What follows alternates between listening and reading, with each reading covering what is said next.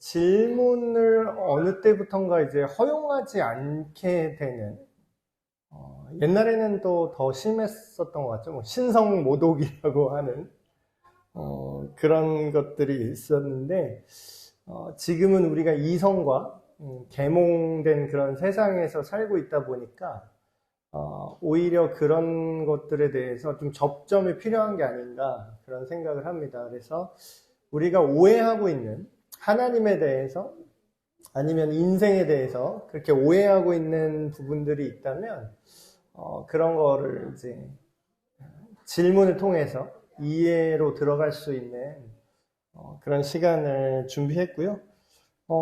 여기서 이제 사용하는 뭐 여러 가지 책들이 있는데, 제가 다 모든 거를 만들어냈다기보다는 이런 질문들이 꽤 흔합니다. 사실 이제 이미 많이 이전부터 해왔던 질문들이 많이 있는데, 문제는요, 이렇게 굉장히 많은 분들이 흔하게 하는 질문들이 그렇게 많은데도 불구하고 막상 믿는 사람들 안에서는 이게 굉장히 처음 듣는 얘기 같은 것들도 굉장히 많더라고요.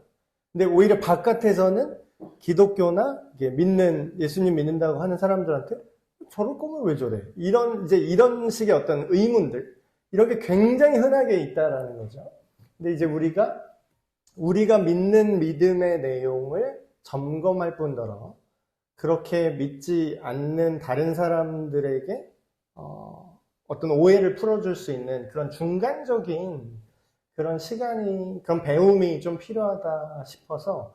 근데 이거는 기존 교회에서 있었던 어떤 전통적인 성경 공부, 물론 저희도 성경 공부가 있지만, 전통적인 교리 공부나 교회 안에서만 하는 어떤 그런 일반적인 프로그램과 교재 내에서는 사실 접근하기가 어려울 것 같아요. 사실 어렵다기보다는 거의 이런 걸 해본 적이 없으실 겁니다, 아마. 근데 이제 제가 청년부 사역을 좀 오래 하다 보니까, 그 젊음의 특징이 있잖아요. 질문하고, 이게 왜 당연한 거죠? 라는 그런 도전들에 대해서 저도 역시 그런 생각을 했었고, 그런 것들 많이 접하다 보니까, 이런 것들을 함께 나눌 필요가 있겠다 해서 이렇게 준비를 했습니다. 첫 시간이라서 이 신앙 질문, 기독교 신앙 질문이 왜 필요한가를 좀 설명할 수 있는 첫 질문을 이제 제가 결정을 했습니다. 이번 첫 시간 질문은 이거예요. 왜 기독교는, 그러니까 외부의 시각이죠. 외부의 시각으로. 왜 기독교는 너희 교회 다니는 사람들은, 아니면 뭐 예수 믿는다고 하는 사람들은 왜 자꾸 믿으라 그래? 왜 믿으라고 하는데, 이게 막상, 그러니까 옛날의 경험을 이렇게 되새겨서 생각을 해보세요. 막상 잘 설명은 안 해줘요.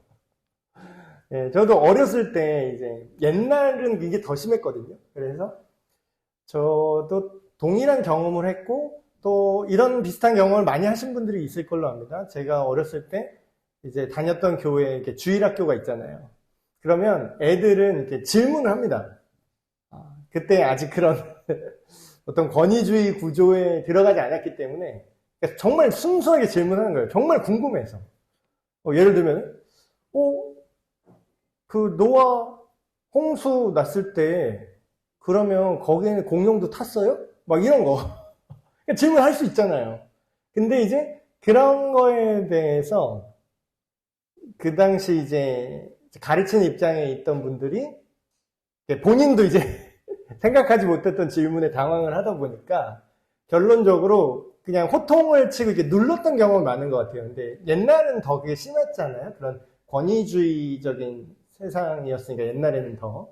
그래서 막 그냥 믿어! 막 믿음 없는 소리 그만하고 그냥 믿어!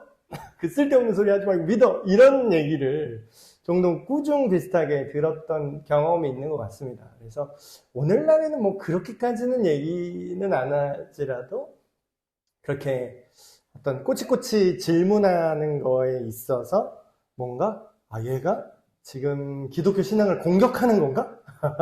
이렇게 이제 굉장히 대결하는 것처럼 오해할 수 있는 영역이 있거든요. 그래서 지금도 사실 현역 목사님들 중에서도 이렇게 질문하는 거에 익숙하신 분들이 이제 많지 않은 것 같습니다. 그래서 그러다 보니까 목사님들도 이런 거를 잘 이렇게 경험을 못 해보셨고, 그리고 그 밑에 이제 위아래는 아니지만 그 같이 사역하시는 그리고 이제 출석하시는 그 성도님들이 그런 게 너무 어색하다 보니까 근데 우리는 답은 알잖아요. 문제는 그거예요. 답만 아는 게 문제예요. 그러니까 답이 무조건 나쁘다는 게 아니라 아까 제가 설교 시간에 얘기한 것처럼 정말 체험적으로 내가 경험을 했어요. 그게 내가 그냥 내 인생 경험이에요. 내가 살다 보니까 하나님이 살아계시고 정말 성경을 읽다 보니까 내가 내 삶에 하나님과의 추억이 있고 정이 들었어요. 나는 경험이 있어요. 근데 이게 뭐예요? 이게 좋은 건 알겠는데 이 좋은 걸 말로 설명을 못 하겠는 거죠. 그러다 보니까 마음은 급하니까 어떻게 해요? 일단 믿어 이렇게 되는 거예요. 앞뒤 다 자르고 믿어가 되는 거죠. 그렇다 보니까 이거를 이제 관계가 되고 또 말씀을 통해서 아니면 개인적인 경험으로 하나님을 직접적으로 경험한 사람들은 그게 이제 이해가 되는데, 그렇지 않은 대다수의 사람에게는 어떻게 보인다고요? 이렇게 보이는 거예요. 비이성적이고 이상한 얘기를 하는 사람들이다, 이렇게 느껴지는 거죠. 제가 그림을 하나 준비해왔는데 이제는 좀 많이 지난 드라마긴 한데 옛날에 한창 유행하던 스카이 캐슬이라는 드라마에 나온 이제 한 장면인데요. 이게 너무 유명한 장면이라서 이건 뭐 저작권에 걸리지도 않을 것 같아요.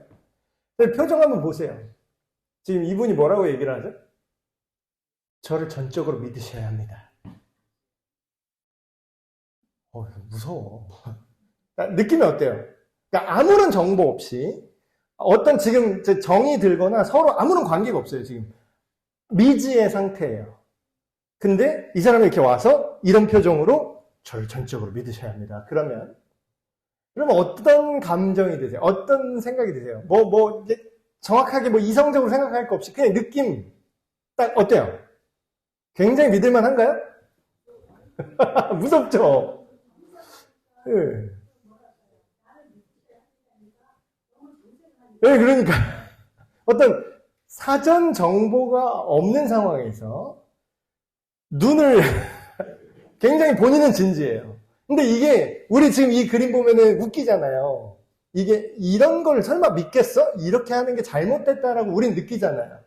근데 우리가 이렇게 할 때가 많아요. 우리가 예수님 믿으셔야 됩니다. 그러면서 휴지 이렇게 들고서 예수님 믿으세요. 물티슈 들면서 그러니까 우리가 생각하는 표정은 이거예요. 예수님 믿으세요. 근데 그들이 보는 이미지는 어떨 수 있다고요? 예수님 믿으세요. 이렇게 보일 수 있다는 거지.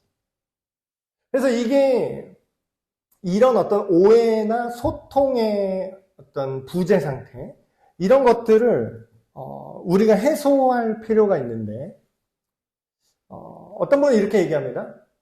기독교에서 굉장히 가부장적이고 구시대적이고 그리고 되게 일방향적이다. 기독교는 자기네 진리를 굉장히 배타적으로 얘기를 한다. 이런 이제 얘기를 하면서 설교가 그렇다라고 이제 얘기를 하시는 분들을 제가 종종 봤어요. 이제 설교를 이제 말씀의 선포라고 하죠. 하나님의 어떤 메시지를 선포하는 장소와 시간인데, 그런 분들이 이제 이런 얘기를 하죠. 기독교는 질문을 허용하지 않는다. 설교 시간에 누가 질문을 하냐. 이렇게 얘기를 하시는 분들이 있더라고요.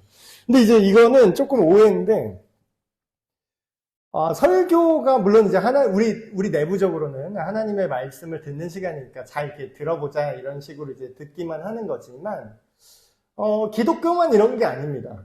예를 들어서, 어떤 중요한 연설이 있거나 이럴 때 누가 질문해서 말을 자르진 않잖아요. 그러니까 연설이 끝나고 질문받는 시간이 따로 있을지언정, 그래서 이제 질문을 하실 분 하세요 이렇게 할지언정, 어떤 위대한 뭐 역사상 위대한 연설을 하는데 거기서 갑자기 말을 자르고 들어오진 않잖아요. 그러니까 그렇게 생각하시면 그게 굉장히 뭐 질문을 허용하지 않는다? 그거는 장르, 형식의 문제이지 그거 자체가 뭔가 우리가 소통을 금지한다? 그런 거는 좀 오해일 수 있고요. 성경을 보시면요. 예수님이 수많은 질문에 대답하신 장면들이 대부분입니다. 성경의 예수님의 이야기를 보시면 사람들이 예수님께 찾아와서 질문한 내용이 엄청 많이 나오죠. 그렇죠? 그렇다는 건 저도 옛날에 그런 얘기를 듣긴 했었던 것 같아요. 막, 목사님 설교는 이제 선포인데 너무 이렇게 설명하려고 하지 마세요. 자꾸 이렇게 이해시키려고 하지 마세요. 이제 이런 얘기를 또 들은 적도 있거든요. 근데 이제 그게 왜 그런 말씀을 하신지는 이해는 해요. 그러니까 하나님의 말씀은 타협의 어떤 교정의 대상이 아니라 우리가 일방적으로 들어야 되고 순종해야 되는 건데 왜 자꾸 이렇게 저자세로 얘기를 하시냐 이렇게 이제 받아들이시는 분들도 있으시더라고요. 근데 이제 예수님도요 선포를 하신 적도 있지만 팔복 같은 거는 이제 선포만 하시죠. 일방적으로 이런 하나님의 나라는 복 있는 사람은 이러면서 쫙쫙쫙 선포만 하시는 장면도 나오는데 예수님이 가르치실 때 어떻게 했어요? 질문을 받으세요. 질문에 대해서 얘기를 하세요. 그러니까 우리가 믿는다고 할 때 우리가 알게 된 과정이 모든 사람이 똑같지 않죠. 저는 옛날에 굉장히 부러웠던 분이 있는데 어떤 분이 부럽냐면 그냥 믿어진대요. 그래서 그런 분이 이게 물론 이제 그분이 진짜 예수님 믿는 거듭난 그리스도인 맞아요. 근데 이렇게 얘기를 해다 보면 제가 느꼈던 어떤 의문과 회의와 의심과 갈등이 전혀 없었던 거예요. 이분은 그냥 자기는 그냥 믿어지더래요. 그래서 저는 그분이 굉장히 부럽더라고요. 어떻게 이렇게 근데 그게 거짓말이 아니니까 사실이니까. 근데 이제 그런 케이스가 있다고 해서 예를 들어서 내가 그렇게 별다른 질문 없이 나는 그냥 믿어질 수 있잖아요. 근데 다른 사람도 다 그렇진 않다라는 거예요. 그래서 예수님도 수많은 질문에 대답을 하셨는데 예수님의 말씀 하나만 보고서 좀 얘기를 해볼게요. 내가 또 너희에게 이르노니 구하라. 영어로 말하면 asking, 구한다, asking 이렇게 얘기하잖아요. 그게 뭐 질문한다라는 뜻이기도 한데 구하라. 그러면 너희에게 주실 것이요. 안 믿는 사람도 굉장히 좋아하는 성경 구절입니다. 찾으라. 그러면 찾아낼 것이요. 문을 두드리라. 그러면 너희에게 열릴 것이니 구하는 자마다 받을 것이요. 찾는 이는 찾아낼 것이요. 두드리는 이에게 열릴 것이다. 예수님의 말씀이죠. 근데 이제 이 말씀을 우리가 이렇게만 해석을 해요. 뭔가 물질적인 복을 받는 데만 이 말씀을 쓰세요. 근데 정작 이 말씀을 하신 다음에 예수님이 그 후에 뭐라고 얘기하시냐면 구하는 자에게 하나님 아버지께서 가장 좋은 걸 주지 않으시겠니? 이 얘기를 해요. 그러고서 또 다른 본문이나 연결 본문에서 무슨 얘기를 하냐면 구하는 자에게 성령을 하나님의 영을 선물로 주지 않으시겠니? 이런 얘기예요. 여기 돈 받는 얘기, 사회적 성공하는 얘기, 인생 잘 풀리는 얘기, 요 얘기는 직접적으로 한 적이 없어요. 이 얘기를 할 때. 그러면 이 얘기가 물론 그렇다고 그게 포함이 되긴 하죠. 포함이 되긴 합니다. 근데 그럴 수도 있고 아닐 수도 있다는 거. 근데 진짜 말하는 얘기는 뭐예요? 여기서 구한다는 건 뭐죠? 이런 얘기입니다. 구하고 찾고 두드린다는 게 하나님 돈 주세요. 인생 잘 풀리게 해주세요. 돈 성공하게 해주세요. 요것만 구하는 게 아니라 뭘 구하는 거죠? 질문한다는 뜻이에요. 질문한다는 뜻이라고요. 두드리고 구하고 찾는다라는 거. 그러니까 질문을 왜 하냐면은 사람들이 이래서 질문을 합니다. 정말로 궁금하고 알고 싶은 거예요. 알고 싶다면 뭐가 알고 싶은 건가요? 뭔가 내 문제와 내 인생의, 성경은 그걸 죄와 악이라고 표현하는데, 어쨌든 그런 고통들이 있잖아요. 그런 것들이 왜 이런지, 이거를 어떻게 해야 해결할 수 있는지, 이 문제 자체를 해결하는 건지, 내 마음이 바뀌는 건지, 뭔지 모르겠는데, 어쨌으면 좋겠습니까? 라고 질문하고, 구하고, 그 방법을 찾겠다라는 거잖아요. 그쵸? 그러니까 이거는 사실 구도자, 진리를 찾는 사람에 가깝습니다. 구하고 찾고 두드린다는 거. 근데 우리가 아까 하나님의 은혜로 태어나 보니까 그냥 나 교회 다니고 있고 엄마 아빠 손잡고 교회 다녔고 그냥 좋은 교회를 잘 만나서 복음을 잘 들어서 별반 그런 거부감 없이 의심 없이 그냥 다 이해가 되고 그래 내가 믿는지도 모르게 믿어진 사람들은 정말 복 받은 거죠. 이렇게 찾을 필요가 없이 그냥 그 안에서 이제 발견된 거니까. 근데 그렇지 않은 대다수의 사람과 교회 안에도 있고요. 교회 밖에는 대부분이죠. 그런 사람들은 어떻게 해야 될까요? 질문하지 마. 이런 태도는 구하고 찾고 두드리지 마라고 말하는 거랑 똑같다라는 거예요. 근데 예수님이 지금 뭐라 그랬죠? 구하고 찾고 두드려라. 예수님이 이 온 세상 사람들을 향해서 구하고 찾고 두드려고 하는데 네가 뭔데 하지 말라 그래. 근데 우리가 어떤 특정 교회나 아니면 어떤 특정 믿는 사람이나 어떤 특정 목사님이나 이런 사람들이 뭐라 그래요? 그런 경우가 있었죠. 다 그런 건 아니에요. 모든 한국교회 썩었다 막 다 이런 거 막 매도하는 거 저 별로 안 좋아합니다. 근데 그런 교회나 그런 목회자를 잘못 만나서 그런 어떤 질문하는 것 자체를 굉장히 악하다고 좀 이렇게 매도당하고 망신당하고 이런 경험이 있었던 사람들은 오늘의 이런 질문을 하게 되는 거죠. 왜 무조건 믿으라 그래? 그러면서 이제 반발심 있는 사람들은 기독교 신앙에 대해서 뭐라고 얘기하면 굉장히 비이성적인 이상한 광신 집단으로 이해하게 됩니다. 왜냐하면 질문을 허용하지 않는 집단은요, 굉장히 타락하기가 쉬워요. 질문을 허락하지 않는다는 거는 예를 들어서 우리가 교회 예산을 쓰잖아요. 감사를 받지 않겠다는 거랑 똑같아요. 이걸 장부를 공개를 안 하겠다는 거랑 똑같아요.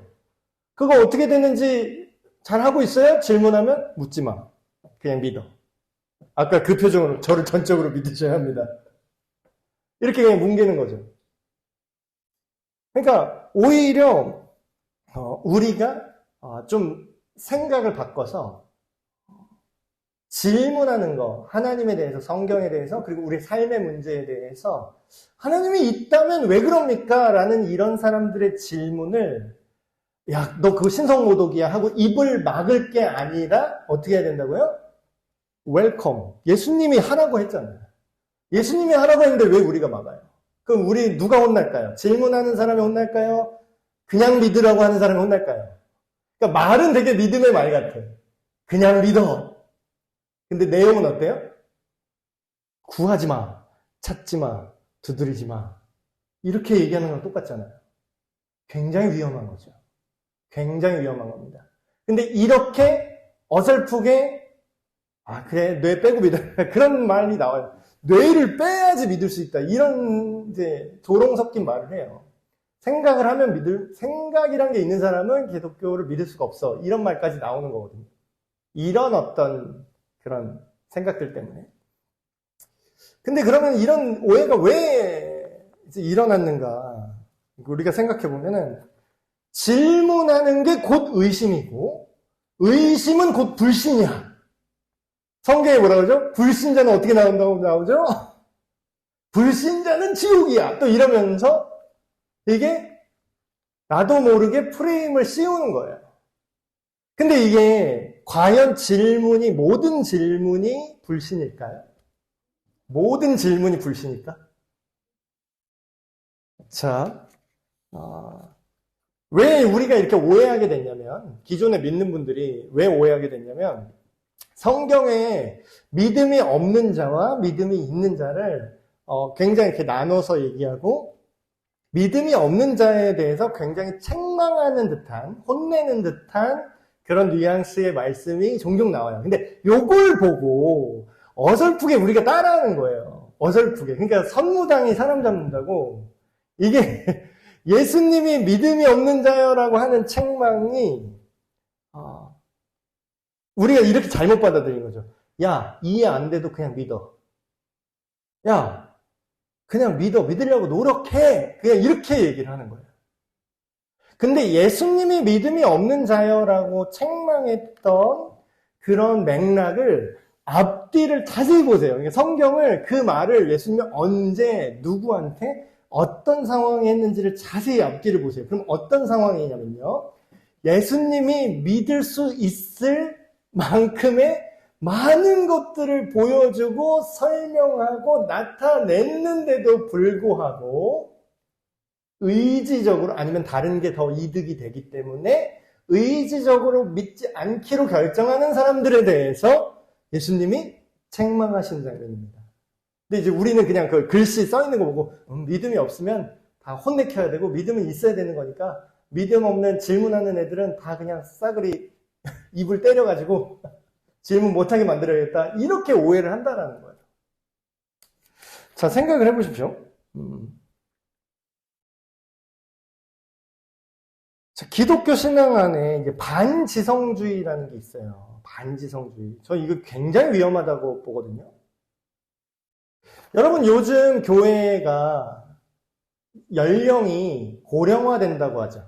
교회 안에 젊은이들이 떠난다. 청년들이 교회를 떠난다. 학생들이 교회를 떠난다. 이런 얘기 나오죠. 왜 그럴 것 같으세요, 여러분? 여러분 생각에는 왜 그럴 것 같으세요? 사람들이 더 좋은 게, 교회 밖에 더, 이 세상에 좋은 게 더 많아서? 즐길 게 더 많아서? 옛날에도 밖이 더 많았어요. 왜 그럴 것 같으세요? 지금 우리의 문제점은요, 예수님처럼 안 하는 게 문제예요. 아까 예수님이 어떻게 한다고요? 예수님이 야, 그냥 닥치고 믿어. 야, 질문하지 마. 이렇게 하셨다고요? 물어. 찾아. 물어봐. 내가 알려줄게. 못 알아들으면 또 비유로 얘기해줘요, 또. 그러니까 굉장히 친절하게 알려주셨습니다. 질문에 대해서. 근데 건강한 이런 질문이 사라지면요, 그 자리에 뭐가 남냐면요, 맹신, 광신, 반지성주의만 남아요, 교회 안에. 그럼 뭐 이거는 이단 사입이랑 별로 차이가 없는 거예요. 별로 차이가 없다고요. 자, 이거는 뭐 이단 사입이는 말할 것도 없고, 막 어떤 특정한 교회가 굉장히 교세가 크다고 생각을 해봅시다. 사람이 바글바글해요. 많아. 그리고 거기서 어떤 교회가 막 돈도 많아. 헌금도 많이 들어와. 근데 거기에 이런 사람들만 가득할 수도 있어요. 다 그렇다는 건 아닙니다. 이럴 수가 있다라는 거예요. 왜냐하면 맹신, 광신은요, 안 좋은데 굉장한 힘을 갖고 있어요. 어떤 힘을 갖고 있냐면 생각을 못하게 하기 때문에 굉장히 일사불란하게, 굉장히 효율적으로 움직입니다. 굉장히 돈도 잘 들어와요. 그러니까 허우대는 더 멀쩡해지고 더 커지고 건물은 커지고 세력은 더 클 수 있어요. 근데 아까 설교 시간에 얘기했던 것처럼 그 사람한테는 공식이 있고 루틴대로 하는 게 이게 신앙이야. 의심이 들면 의심하지 말아야지. 에고 내가 불신해서 내가 지옥 갈 뻔했네. 믿어야지. 이러고 있어요. 자, 여러분, 맹신은요, 내가 뭘 믿는지 모르고 그냥 믿는 거예요. 아무런 이유, 근거 없이 그냥 믿는 거예요. 아까 그 그림, 저를 전적으로 믿으셔야 됩니다, 이러면 아무것도 안 알아보고 네, 그럴게요. 이게 맹신, 광신이에요. 반지성주의가 뭐냐면요, 기독교 안에 있는 전혀 하나님은 논리적이지 않고 이성적이지 않고 그냥 신비한 분이야. 신비한 거를 우리가 이해할 생각을 하면 안 돼. 그냥 받아들이는 거야. 언뜻 보면 굉장히 믿음이 좋은 것 같죠? 굉장히 믿음이 좋은 걸로 착각을 합니다. 근데 이게 엄청난 문제가 뭐냐면 이 반지성주의로 믿음을 시작을 하면요, 기독교가 아닌 더 많은 것도 믿을 수가 있어요. 어차피 아무것도 생각 안 하는데,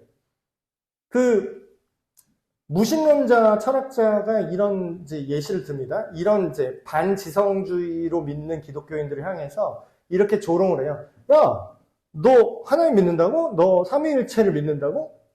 야, 그럼 나는 하늘을 나는 스파게티 교를 믿을 건데? 그래요. 하늘을 나는 스파게티 본 적 있어요? 없잖아. 너 하나님 본 적 있어? 예수 사람들이 그린 그림, 복원도는 그린 건 상상도잖아. 본 적 있어? 성령 눈으로 본 적 있어? 본 적 없는데 있다고 그러네? 나도 하늘을 나는 스파게티 괴물, 면발이 막 하늘로 활활활 날아다니는 그 괴물인데 나는 믿을래. 이러는 거야. 그러니까 조롱을 하는 거죠. 어차피 너도 눈에 안 보이고 한 번도 본 적 없는 거 믿는다 그러니까 나도 눈에 안 보이고 한 번도 본 적 없는 걸 그냥 믿겠다고 우기겠다 이거야. 그러면서 이거를 꼬집는 거죠. 아무 생각 없이 믿을 거면 아무거나 만들어내서 아무거나 믿을 수가 있어. 그래서 실제로 신흥 종교, 실제로 막 이상한 사이비 종교들이 지금 나타나고 있는 거죠. 거기에는 반지성주의와 광신과 맹신으로 돈이 많아요. 심지어는 뭐 세력이 커지잖아요. 그럼 그게 진짜인지 아닌지는 중요하지 않아요. 그걸 진짜로 믿는 사람이 많잖아요. 그러면 정치가도 함부로 못해요. 왜냐면 표 떨어지거든. 그래서 저 일본 같은 경우는 그 종교 있어요. 예, 거기 손을 못 대요. 거기서 오히려 거기 가서 인사해요. 정치인들이 가서 잘 좀 부탁합니다. 여러분, 이거는 굉장히 위험한 겁니다. 질문하지 않는 거는. 그러니까 오해하게 되는 이유가 사람들이 이렇게 생각해요. 믿음의 반대는 불신, 그러니까 믿지 않는 거죠. 믿지 않는 거예요. 근데 회의감이 든다거나 이게 맞나? 이런 생각이 드는 게 불신은 아니에요. 이거는 그 과정에 있어서 믿음으로 갈 수도 있고 불신으로 갈 수도 있는 그 유동적인 중간 과정인 겁니다. 회의감이 든다는 거, 그리고 의심이 든다는 것도요. 근데 사람들은 어떻게 생각하죠? 의심하는 게 곧 불신이라고 생각해요. 이건 굉장히 위험한 거죠. 굉장히 위험한 거예요. 자, 여기 교환에 제가 이런 양승원 목사님이 쓴 책이 있는데 그분의 책에 이런 내용이 나옵니다. 사람의 의심하는 그 세 가지 차원이 있대요. 의심의 세 가지 차원. 자, 의심을 먼저 생각을 해보면 저는 이렇게 좀 정의를 내렸습니다. 저 교환 중간에 보시면 의심이라는 거는 불확실하기 때문에 의심이 드는 거잖아요. 그렇죠? 불확실성에 근거한, 근데 뭐예요? 합리적으로 질문할 수 있는 거죠. 아까 전적으로 저를 믿으셔야 됩니다. 누가 그렇게 했어요? 그러면 그냥 믿어야 되는 게 아니라 어떻게 해야 돼요? 당연히 합리적으로 너 뭘 믿어야 되는데, 당신 뭘 할 수 있는데, 당신한테 뭘 해줘야 되는데, 그러면 나는 뭘 얻게 되는데, 그런 질문이 왔다 갔다 해야 되잖아요. 그래서 의심을 한다는 건요, 굉장히 자연스러운 겁니다. 이게 도덕적으로, 윤리적으로 의심하는 게 나쁜 게 아니에요. 아직 잘 모르기 때문에 하는 거죠. 모를 수도 있잖아요. 처음 만났는데 다 알아요? 모르는 게 나쁜 거예요, 그러면? 만약에 의심이 악한 것이다라고 말하려면, 우리가 처음 만나는 사람을 잘 몰라서, 어떤 사람일까? 이것도 윤리 도덕적으로 나쁜 게 돼요. 그럼 말이 안 되잖아요. 의심은 아직 신뢰가 부족한 상태예요. 우리는 믿음은 곧 신뢰라고 말하죠. 신뢰가 부족한 상태인 거는 자연스러운 거예요. 근데 이 세 가지 차원을 얘기하면, 첫 번째, 의심이 다 나쁜 게 아니고 불신으로 연결되는 의심이 있고 굉장히 건강한 의심이 있어요. 자, 첫 번째, 지적인 의심이에요. 이건 뭐냐면 진짜 궁금한 거예요. 그냥 궁금한 거야. 정말 그래? 저를 전적으로 믿으셔야 됩니다. 저 아이의 교육 계획을 제가 다 짜놨습니다. 제가 포트폴리오 다 짜놨고요. 제가 막 서울대를 몇 명 보냈고요. 정말 그래? 갖고 와봐. 그러니까 정말 궁금해서 물어보는 거죠. 그게 가능한 건가? 이거는 지적인 의심도 이런 예를 들면 이런 거죠. 어버이주의니까 또 이런 얘기를 하면 부모의 마음을 자식이 알 수 있을까요? 절대 모를 겁니다. 절대로 알 수가 없어요. 근데 그 아이가 자라서 부모가 됐을 때 그때 이제 내가 그 자리에 가보니까 알게 되는 거예요. 그 얘기는 뭐예요? 그 전에는 정보가 나한테 없어요. 그 정보가. 근데 내가 그걸 경험하면 어떻게 돼요? 이제는 그걸 의심했던 부모님이 그때 엄마 아빠 왜 그런지 모르겠어 했던 그런 것들이 이제 신뢰로 바뀌죠. 이거는 단순히 객관적인 정보가 경험이 있거나 없거나 이거는 필요하고 당연한 의심입니다. 두 번째, 감정적 의심이 있습니다. 이건 뭐냐면 예를 들면 이런 거예요. 원래 서로 신뢰하는 사이예요. 의심이 없어요. 신뢰하는 사이인데 만약에 여기 예를 좀 써놨는데 싸웠어. 예를 들어 부부가 원래는 신뢰하는데 싸웠어. 다퉜어. 그러면은 평상시에는 신뢰하고 있더라도 갑자기 감정이 안 좋으면 어떤 생각이 들어요? 그 미울 때 생각하면 어때요? 나 혼자 그냥 해야지. 그러니까 신뢰감이 일시적으로 떨어지는 순간이 오나요, 안 오나요? 오죠. 그걸 이제 감정적 의심이라고 합니다. 그러니까 예를 들면 이런 거예요. 기독교 신앙에 절대로 의심이 한 번도 없이 나는 완벽히 하나님께 순종하고 절대로 불신과 의심과 질문 없이 그냥 무조건 머리 숙이고 따라갈 겁니다. 이게 가능해요? 그게 가능하다고 우겼던 분 하나 나오죠? 예, 베드로 선생님. 인생은 실전이야. 막상 위기의 순간 오니까 어떻게 돼요? 불가능하다는 걸 자기가 알게 되죠. 그런 이게 감정적 의심이 들 때는 어떤 거냐면요. 예를 들면 이런 거예요. 저한테는 이런 일이 안 일어났으면 좋겠는데 그런 일이 종종 일어나죠. 이 세상은 여전히 악하니까. 예를 들어서 어떤 목사님이 열심히 잘 이렇게 사역을 하고 설교하러 딱 올라가는데 누가 눈치도 없이 쪽지로 이제 막 설교를 해야 되는데 이제 쪽지로 뭘 전달을 해줘요. 딱 봤더니 목사님, 당신 아들이 지금 차에 깔려서 죽었습니다. 그럼 여기서 이러면서 도망가요? 우리 아들 죽었어요. 이러면서 내팽개치고 나갈까? 아니죠. 여기 내 자식이 지금 죽었는데 지금 설교는 해야 돼. 그러면 이 목사님이 어떤 생각이 들까요? 그러니까 이건 약간 의심이라고 보기에는 좀 그렇고 회의. 하나님에 대한 회의가 들지 않을까요? 아닌가요? 이러면 불신앙인가요? 목사님은 굳건히 믿고 하나님의 살아계신 말씀을 선포하는 주의 종임으로 절대로 흔들려선 안 되고 그 굳건한 믿음으로 남한테는 이걸 요구하더라고요. 당신한테 그 상황에 오면 그럴 수 있을 것 같아요? 목사님은 무슨 다 슈퍼맨인 줄 알더라고. 근데 그거를 티를 안 내는 거지. 그런 회의가 와요. 온다고요. 그러니까 이게 이분이 믿음이 약하건 안 믿는다는 게 아니라니까. 믿는데 이런 감정적인 회의가 어떤 맞닥뜨리는 우리 삶에 어떤 큰 풍파가 왔을 때 그런 게 온다라는 거예요. 근데 이거를 불신이라고 말할 수 있냐 이거예요. 그럴 수 없다라는 거죠. 세 번째, 요게 문제인데 이게 이제 여기부터는 이제 불신으로 들어갑니다.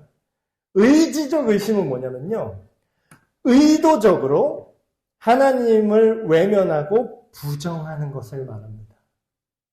아니면 있어도 하나님은 없고 있어도 내 알 바 아니야 이렇게 사는 삶의 방식을 이제 의지적인 의심이라고 하죠. 그래서 이제 제가 이런 질문을 이렇게 막 받다 보면 이제 촉이 와요. 어떤 촉이 오냐면, 아, 이 사람이 정말로 궁금해서 1번 같은, 아니면 2번 같은, 내가 하나님을 막 진짜 의도적으로 저주하고 이런 건 아니지만 내 삶에 벌어진 어떤 큰 풍파와 사건을 위해서 마음이 상해서 감정적으로 하나님 어떻게 나한테 이럴 수 있죠? 라고 질문하는 거라. 일부러 곤란하게 만들려고 하는 질문의 차이가 있어요. 그러니까 자기가 이미 답을 정해놓고 질문하는 사람도 있어요.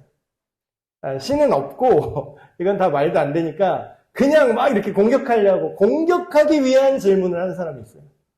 성경에도 나와요, 그게. 사람들이 예수님한테 수많은 질문했는데 공격하려고 하는 질문 있죠. 굉장히 많이 했어요, 이런 것도. 대표적인 거 뭐. 자, 이 세금을 가이사한테, 이 로마 황제한테 세금 바칠까요, 말까요? 바치자고 하면 매국노 새끼. 바치지 말자 그러면 이 잡아가래요. 이 로마 정부에 반대하는 놈 잡아가래요. 이러려고. 그럼 뭐야? 의지적 의심이죠. 이거는 그냥 예수님을 그냥 엮으려고 하는 질문이에요. 다른 질문도 막 여러 가지가 있었죠. 뭐, 천국에는 뭐, 부활이 있다고 하는데, 예수님 이 사람들 부활 있다고 그러는데, 이 남편이 죽었습니다. 그러면 그 동생한테 또 장가들고, 또 죽었습니다. 또 장가들고, 그러면, 그럼 이 여자는 천국 가면 누굴 남편으로 할까요?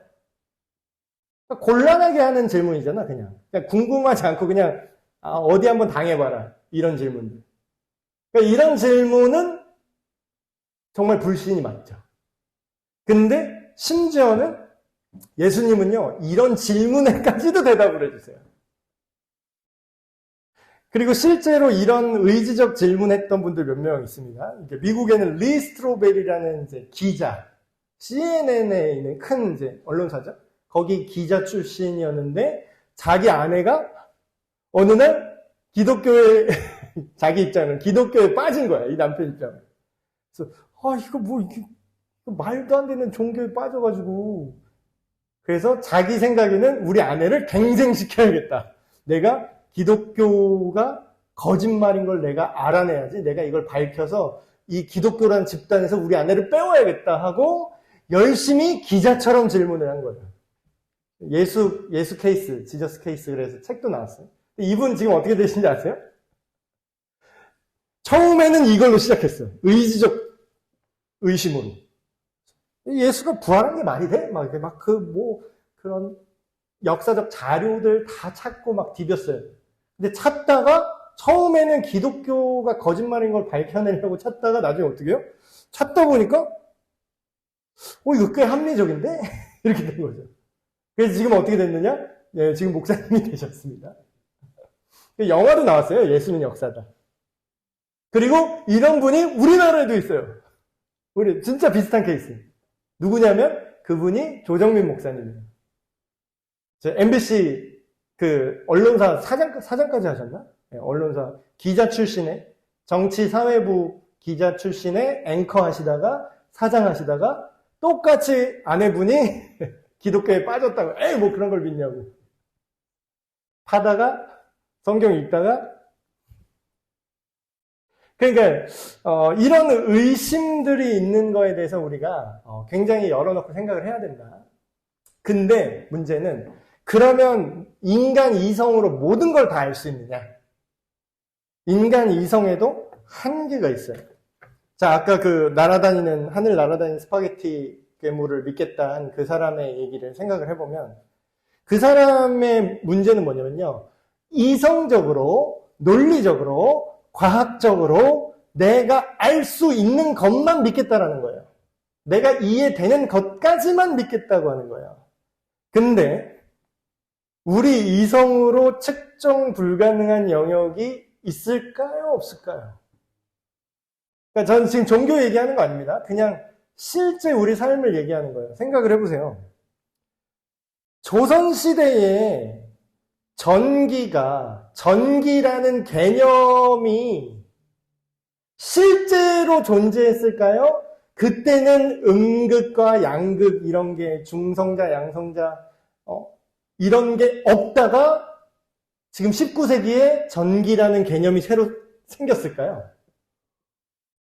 조선시대에 호롱불 들고 다녔죠. 근데 그때 번개가 쳤을까요? 안 쳤을까요? 역사 기록이 나오잖아요. 번개 쳤다고. 그럼 그때 전기가 있었던 거예요? 없었던 거예요? 이미 있었어요. 근데 그 당시 사람들은 그거를 믿었을까요? 안 믿었을까요? 호롱불 없이 불을 켜지 않고 해가 뜨지도 않았는데 달이 뜨지도 않았는데 밝힐 수 있다는 사실을 안 믿었죠. 조선시대 사람들은. 왜 안 믿었을까요? 못 봤으니까. 증명이 안 됐으니까. 내가 본 적이 없는데? 내가 경험한 적이 없는데? 지금 우리 알죠? 더 재밌는 거 얘기해 볼까요?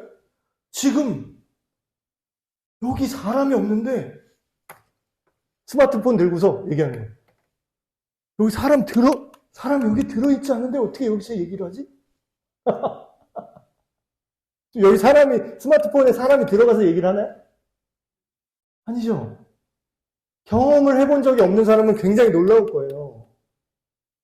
내가 이성적으로 모른다고 해서 우리가 안 믿어요? 나는 이성으로 이해되는 것만 믿을 거야. 이런 사람들. 제가 묻겠습니다. 우리가 전화기 쓰죠, 지금. 어떤 원리로 여기서 사람의 목소리가 나와서 얘기하는지, 이 무선 인터넷은 어떻게 되는 건지 다 공학자처럼, 공대생처럼 다 깨달아서, 알아서 완전히 이해해서 그걸 믿으시나요? 그냥 되니까 믿는 거 아니에요. 그게 기능을 하니까. 그건 뭐예요? 그건 이성의 한계예요. 누군가는 알아냈잖아요. 누군가는 하나님을 만난 사람이 있어요. 그러니까 결국 뭐예요? 하나는 굉장히 현실적이고 굉장히 이성적이어서 믿는 것 같죠? 아니요. 둘 다 신뢰하고 믿는 문제입니다. 그래서 여기도 예를 들었지만 이성으로 증명이 안 되는 게 굉장히 많아요. 예를 들어서 UN 인권선언이라는 게 있죠. 모든 인간은 태어날 때부터 자유롭고 존엄하며 평등합니다. 인간의 권리입니다. 자, 과학적으로 증명해 주세요. 왜 모든 인간은 이런 존엄함이 있죠? 왜 길 가는 벌레는 눌러 죽여도 안 잡혀가는데 왜 인간을 죽이면 잡혀가죠? 그건 인간의 생명이 소중하게. 아니, 그러니까 이성적으로, 과학적으로다가 그걸 어떻게 증명하실 거냐고요. 증명된 줄 아세요? 몰라요. 모른다고요. 근데 과거부터 그렇게 믿고 있는 사람들이 지금까지 전해져 왔어요. 그게 인간의 도덕이고 인간의 어떤 본능이라고 하면서 그렇게 그냥 전해져 온 거를 우리가 지금 어떻게 하고 있는 거죠? 믿고 있습니다. 증명이 아니라요. 이성으로 증명된 게 아무것도 없어요. 그래서 인간 복제, 앞으로 도덕적, 윤리적 문제가 굉장히 커질 거라고 얘기를 합니다. 왜냐하면 이 근거가 없어요. 인간이 다른 생명보다 더 소중하다라는 거를 이성적 근거로 찾기는 어려워요. 그럼 어디서 찾아요? 사상적 근거를 찾아요. 철학적 근거를 찾아요. 그걸 철학과 사상을 이성으로, 과학으로 증명할 수 있어요? 그것도 안 되네.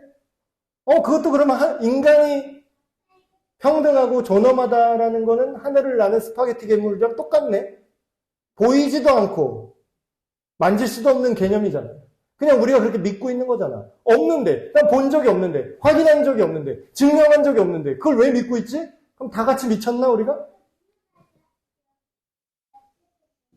그게 인간 이성은 한계를 갖고 있다는 거예요. 그런데, 그렇다고 이성을 버려야 된다? 그게 아니라, 우리의 믿음과 이성은요, 생각하는, 질문할 수 있는 능력은 서로 조화를 이룹니다. 서로 보완해줘요. 자, 예를 들면 이런 거예요. 우리 삶과 죽음의 문제, 죄와 고통의 문제, 희망과 자유, 사랑과 우정, 인권과 평등, 이런 거 있잖아요.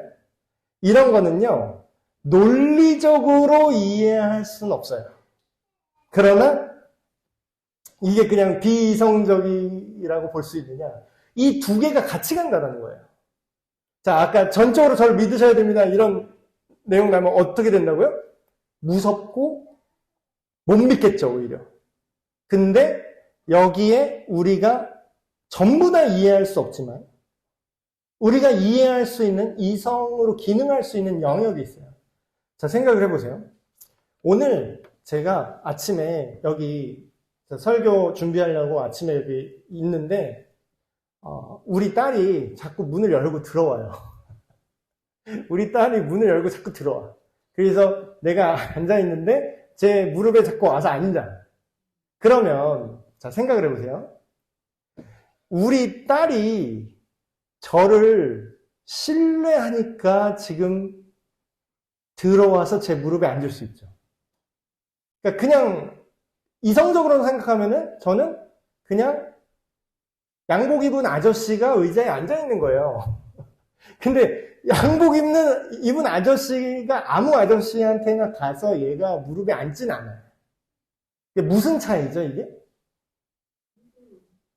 신뢰의 차이잖아요. 근데 이게 이성적인 영역이 있지만 이성과 신뢰 영역이 섞여 있다는 거예요.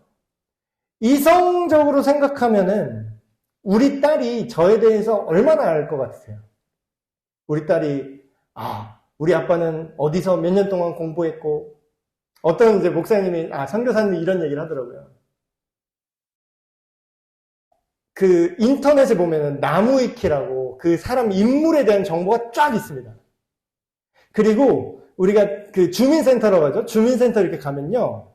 제가 몇 살이고 제가 어디에서 태어났고 제 본이 어디고 제 주소지가 어디고 이사를 어디서 몇 번 옮겼고 이런 게 다 나와요. 근데 우리 딸이 그걸 알까요? 모를까요? 우리 아버지가 어디서 태어나고 이사를 어디서 했고 저에 대한 정보를 저기 주민센터 컴퓨터 들이는 아저씨보다 더 몰라요. 우리 딸은. 근데 그 얼굴도 모르는 그 주민센터 동사무소 아저씨가 와가지고 제가 신두한 씨에 대해서 더 잘 알고 있습니다.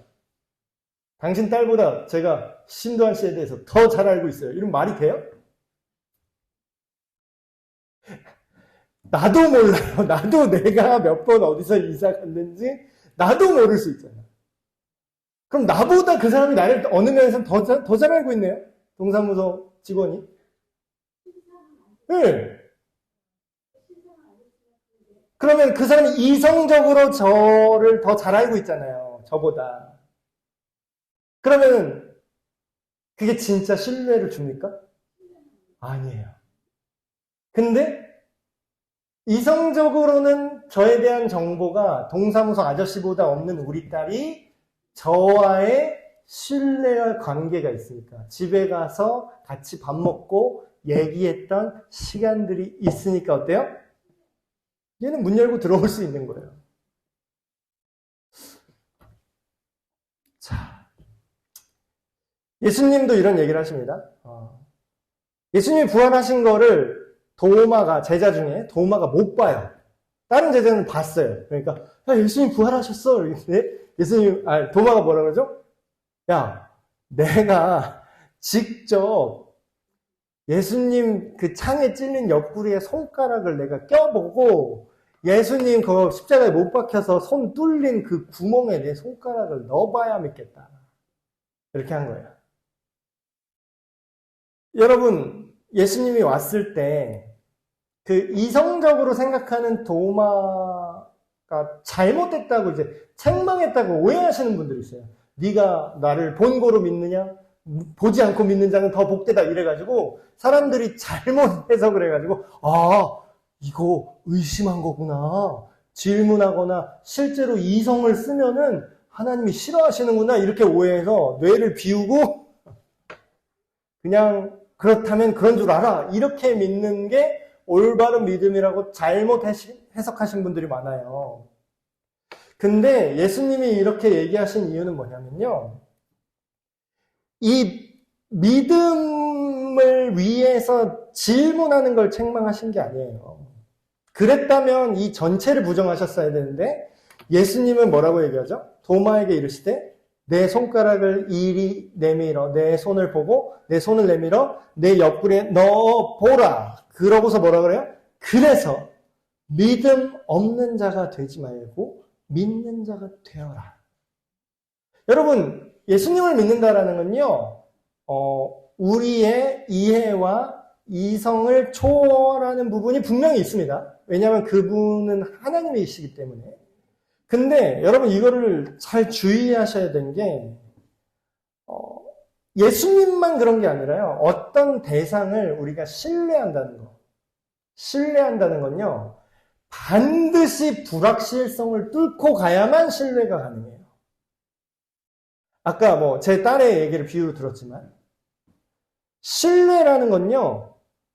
아직 확실하지 않은 거예요. 그러니까 우리 아빠가 나한테 앞으로 어떻게 할지 지금 제가 공증 문서 써서 변호사 불러갖고 도장 찍었습니까? 자, 생각해 보세요. 부모 자식 관계에 내가 지금부터 우리 딸 심하미에게 몇 살까지 양육비를 지급할 것이며 몇 살까지 밥을 뭘 먹여야 되며 몇 살까지 옷을 살펴야 되며 몇 살까지 등록금을 내줘야 되고 몇 살까지 어디 심장이 아플 때는 이렇게 해야 되고 여기까지는 보장해주고 손톱이 다칠 경우에는 보장해서 면제하고 이걸 제가 조항으로 계약서 써서 키우나? 그럼 확실한 게 아무것도 없네? 증거 있어요? 이성적으로 우리 관계가 영원히 끊어지지 않을 거라는 확신이 있어요? 이성적으로? 부모 자식 간에? 이성적인 건 아무것도 없어요. 여긴 계약서도 없고 공증받은 문서도 없어요. 여긴 변호사 사인도 없어요. 오직 뭐만 있죠? 신뢰만 있습니다. 그럼 뭐예요? 아무것도 확정된 게 없는 거예요. 믿음이 없는 입장으로 보면 아무것도 보장된 게 없는 거예요. 미쳤어? 이걸 어떻게 믿어? 계약서 쓴 적이 없는데 근데 우리 딸은 어떻게 해요? 계약서도 없고 아무런 공증받은 것도 없어요. 근데 그냥 방문 열고 들어와서 무릎에 앉을 수 있는 관계예요. 그럼 뭐예요? 이건 신뢰라는 거죠. 신뢰를 위해서 도마의 그 의도가 지금 내가 만져봐야 알겠습니다 했던 의도가 아까 3번이었다면 예수님이 이런 얘기를 안 했을 거예요. 근데 정말로 도마는 진짜 알고 싶었던 거예요. 사실이 알고 싶었던 거예요. 만약에 정말 그분이시거든 내가 확실히 볼 수 있게 해주십시오. 그러니까 이런 자세가 우리 믿음에 굉장히 중요한 자세입니다. 우리의 이해를 넘어가는 신뢰의 영역이 분명히 있어요. 그럼에도 불구하고 우리가 알 수 있는 이성의 영역에 남겨두신 것들이 너무나 많아요. 너무나. 기독교 신앙은 하나님에 대한 믿음, 다시 말하면 신뢰를 강조하는데 무조건 믿으라고 강요하지 않습니다. 오히려 뭘 믿을 수 있는지를 보여줘요. 예수님이 보여주신 것처럼. 그래서 예수님은 와서 보고 듣고 믿으라고 초청하고 계세요. 그래서 진리라는 건요. 주입되거나 세뇌되는 게 아니에요. 세뇌되는 게 아니라 뭐예요? 경험적으로 그 선함을 맛보아 알게 되는 거죠. 여러분 이거를 이렇게 생각하면 좋을 것 같습니다. 제가 마무리로 요것만 얘기하고 마칠게요. 제가 아는 어떤 이제 집사님의 이제 고민을 제가 들었어요. 어떤 집사님이 그런 고민을 하셨더라고요. 우리 교회는 아닌데, 전에는 우리 애가 같이 교회 가자 그러면 뭐 다타부타 않고 같이 교회도 나가고 이렇게 믿는 줄 알았는데, 어느 날부터 애가 내가 교회를 왜 가야 되는데? 이랬다는 거예요. 그러니까 이 부모님 입장에서는 본인은 이제 믿잖아요. 근데 이게 굉장히 충격으로 다가오는 거죠. 전에는 당연히 내 자식이 믿는 줄 알았고, 당연히 교회에 나와야 되는 거고, 당연히 예배 드려야 되는 거고, 당연히 성경 읽어야 되는 그런 상황이 있었어요. 근데 어느 날 요거를 맞닥뜨린 거예요. 이 날이 와버린 거야. 내가 왜 가야 돼? 난 안 가고 싶은데, 엄마? 여러분 어떻게 하실래요? 여러분 어떻게 하실래요? 옛날에 잘못된 답 A. 내 심정은 이해되는데 잘못된 행동. 다른 엉덩이 분질리기 싫으면 나와. 다른 엉덩이 이 새끼가 교회 안 가?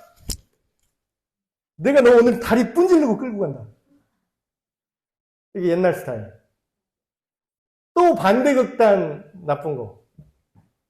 이쯤 다녔으면 됐어. 이쯤 다녔으면 됐어. 뭐. 이쯤 다녔으면 그래도 한 18살까지 교회 다녔으면 하나님이 뭐 이 정도면 마일리지가 쌓였을 거야. 자, 됐다. 학원도 이제 그만하면 됐다. 교회도 이제 이만하면 됐으니 네가 알아서 해라. 자, 둘 중에 답은 없습니다. 여기 둘 다 틀린 답이에요. 둘 다 큰일 나는 얘기입니다. 근데 옛날에 이렇게 많이 했어요. 지금도 이런 분들이 있어요. 여러분, 그 집사님한테 뭐라고 하는 게 아니라 저도 굉장히 공감을 해요.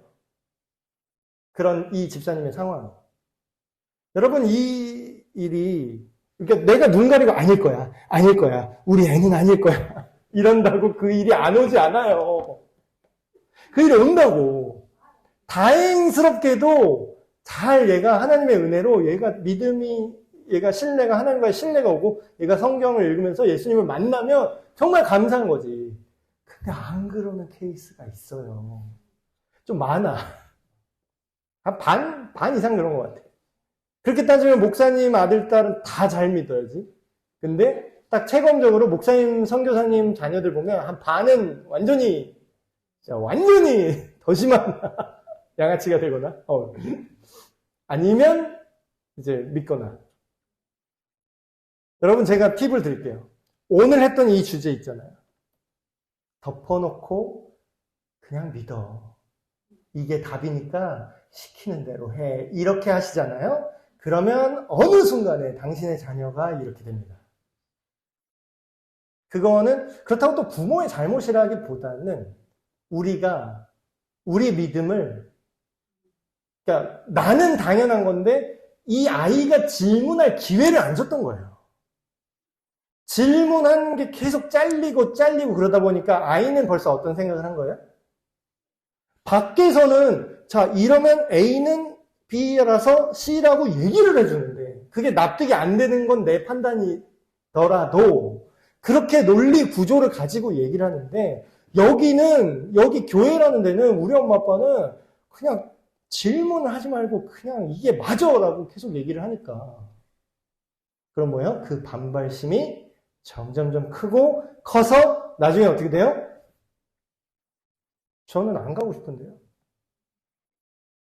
심한 부모님들 막 애 용돈에서 그냥 자기가 11조를 떼서 이미 교회에다 내.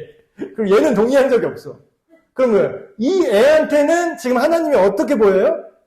신뢰가 지금 형성되기 전에 이런 눈으로 널 전적으로 믿어야 돼.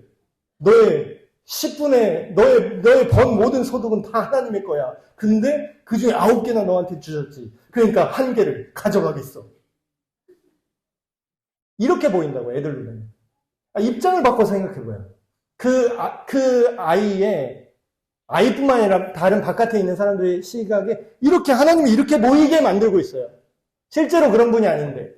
그러면 믿을까요, 이 사람이? 당연히 안 믿게 돼요. 이렇게 하면. 이렇게 하시면 안 돼요. 그러면 이제라도 만약에 이제 어느 날 이렇게 나는 교회를 왜 가야 되는지 모르겠어. 이렇게 얘기가 왔잖아요. 터졌잖아요.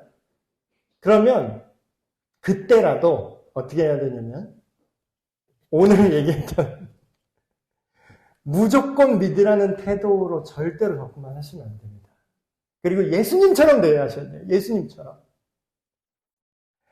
무조건 믿으라는 태도는 확실히 예수님의 태도가 아니고 오늘 질문의 결론을 이걸로 가름합니다. 생각 없이 무조건 믿으라는 태도는 예수님의 태도가 아니에요. 예수님도 그렇게 한 적이 없어요. 우리는 하나님의 말씀 속에서 의심과 어떤 회의에 대한 답을 찾을 수 있다라는 거예요. 근데 이미 있는데 괜히 자기가 모르니까 자신 없으니까 몰라 그냥 이렇게 하는 경우가 많아요. 근데 예수님이 뭐라 그래요? 쫄려? 까봐? 뭐가 진짜인지 지금 쫄려? 찾아봐? 보여줘? 이게 예수님의 마인드라는 거예요. 자신 있어 나는. 찾아봐. 야, 디벼봐. 제가 에베네스 교회 예를 들어서 재정 문서 이렇게 정리를 하고 있다고 칩시다. 그럼 누가 목사님 근데 재정 상황 괜찮게 잘 쓰고 있나요? 그러면 허허 굉장히 불경한 일이에요. 자신 없고 뭔가 뒤가 구린 사람일수록 이렇게 행동하죠. 진짜 자신 있는 사람은 어떻게 해요? 싹 다 보여드릴게요. 싹 다 보여주세요. 토시 하나 안 틀리고 싹 다 그냥 다 문서로 뽑아서 그냥 다 알려드릴게요. 하나님이 진리시라면 우리한테 감추겠습니까? 네, 실제로 와서 봐라. 네가 나를 찾아라. 그럼 나를 만날 것이다. 그래서 정직한 마음으로 질문하는 자들을 막지 마시고 또한 그런 걸 존중하시고 교회 안에 있는 사람뿐만 아니라 교회 밖에 있는 많은 사람들에게 내가 이게 모를 수는 있어요. 그런 질문 나는 그렇게 생각을 못 해봤는데 난 잘 모르겠다. 근데 내가 알아보고 우리 같이 알아보고 그럼 내가 알려주겠다. 이렇게 정직하게 얘기할 수 있잖아요. 이렇게까지만 해도 그게 거부감이 없어요. 근데 막 다 아는 것처럼 막 모르는. 그건 네가 믿음이 없어서 그래.